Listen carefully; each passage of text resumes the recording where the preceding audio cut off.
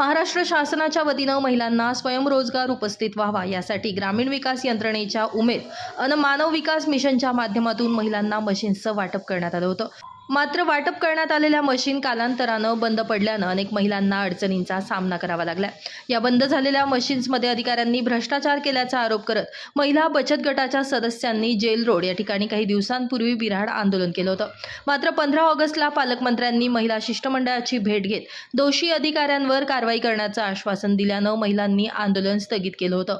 पालकमंत्र्यांनी दिलेल्या आश्वासनानंतर महिला शिष्टमंडळ सीईओंना भेटण्यासाठी गेलं असता सीईओंनी संबंधित अधिकाऱ्यांना महिनाभर सक्तीची रजा आणि चौकशी समिती गठीत केल्याची माहिती दिली। मात्र यावेळी शिष्टमंडळानं भ्रष्टाचाराचा आरोप असलेल्या अधिकाऱ्यांविरोधात SIT ACBची चौकशी करण्याची मागणी केली आहे।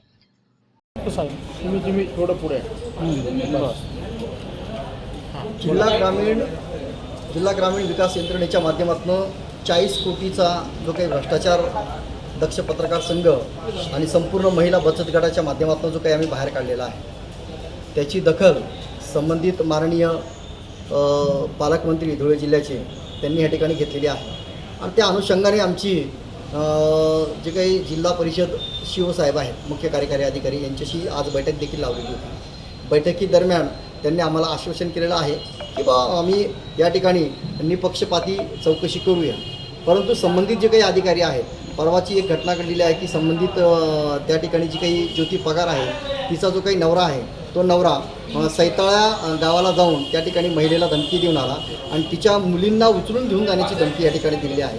ही गंभीर बाब आहे, म्हणून याच्यातनं यांना या ठिकाणी बाजूला ठेवलं गेलं पाहिजे। त्याच पद्धतीने यांनी चौकशी नेमलेली आहे, परंतु जिल्हा परिषदचे जे काही अधिकारी याच्यामध्ये आहेत यांच्यावर आम्ही विश्वास ठेवतो, परंतु जे काही प्रकरणं पेपरामध्ये येत असतात तर तो विश्वास ठेवायचा की नाही ठेवायचा याच्यात प्रश्न आहे। म्हणून यांची चौकशी समिती नेमून यांनी SIT आणि ACB जोपर्यंत लावत नाही, कलेक्टर साहेबांना ज्या पद्धतीने अहवाल पाठवत नाही आणि मंत्रालयात माननीय महानिरीक्षक अँटी करप्शन ब्युरो मुंबई यांच्याकडे तसा अहवाल हे पाठवत नाही, तोपर्यंत दक्ष पत्रकार संघाचं जे काही आंदोलन आहे धरणे आंदोलन हे आंदोलन तोपर्यंत आमचं चालूच राहील, जोपर्यंत ह्या संबंधित आमदार गुन्हे दाखल होत नाही, ACB लागत नाही, SIT लागत नाही, यांची जी काही संपत्ती आहे ती संपत्ती सरकारपर्यंत जमा होत नाही।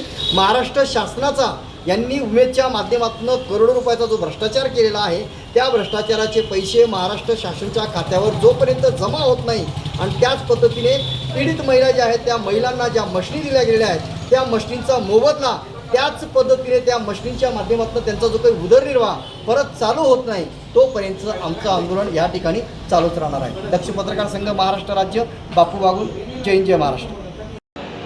नमस्कार, माझं नाव भारती परमाडी, गाव नारोद, जय माताजी महिला बचत गट सदस्य, अखिल भारतीय महात्मा फुले समता परिषद धुळे जिल्हा कार्याध्यक्ष।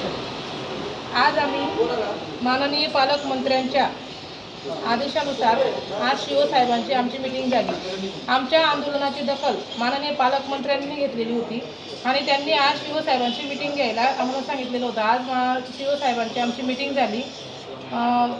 उमेद अभियानातील PD साहेब व शिवसाहेब या दोघांच्या समोर आमची जी मीटिंग झालेली आहे त्या मीटिंगमध्ये साहेबांनी आम्हाला सांगितलेलं आहे की आम्ही समिती गठीत केलेली आहे व तुमच्या प्रकरणाची चौकशी सुरू करून दिलेली आहे, पण जोपर्यंत आम्ही ज्या अधिकाऱ्यांवर आरोप केलेले आहेत त्या अधिकाऱ्यांना या समितीमधून बाहेर ठेवण्यात येत आहे, तसंच यांना सक्तीच्या रजेवर पाठवलं गेलं पाहिजे। जोपर्यंत समितीचा अहवाल चौकशीचा अहवाल येत नाही आमच्यापर्यंत तोपर्यंत यांना सक्तीच्या रजेवर पाठवायला पाहिजे, हे माननीय शिवसाहेबांनी आम्हाला होकार दिलेला आहे। तसेच जर कधी आमच्या चौकशी दरम्यान या लोकांनी गावोगावी जाऊन जर परत धमक्या दिल्या किंवा कुठलेही फोन रेकॉर्ड करून वगैरे जर कधी यांनी मॅनेज करायचा प्रयत्न केला तर यांचे फोन रेकॉर्डही चेक केले जातील, असं आमची मागणी आहे।